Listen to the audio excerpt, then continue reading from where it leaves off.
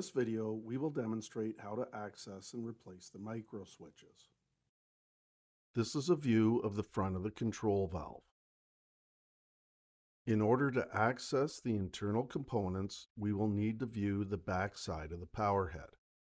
Using a crosshead screwdriver, loosen the 4 screws that are located in each corner.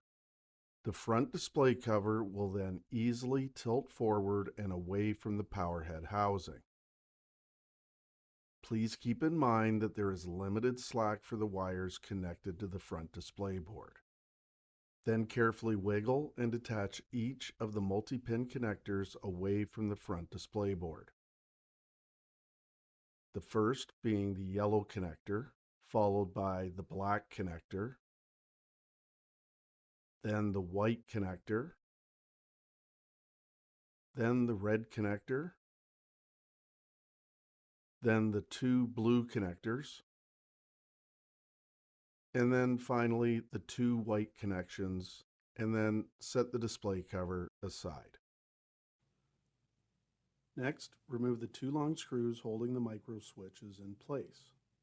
Detach the wire connections from the microswitch or switches that needs to be replaced. It could be one or the other or even both. Then attach the wire connections to the push-on metal tabs of the new microswitches.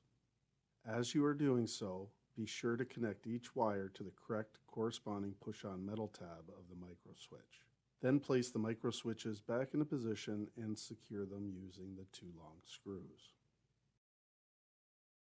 Next, connect the multi-pin connectors to the display board while keeping in mind that the connectors are color-coded and keyed to fit in only one orientation. Then reposition the front cover back into place, and while holding the front cover in position, use the crosshead screwdriver to tighten the 4 screws back into place.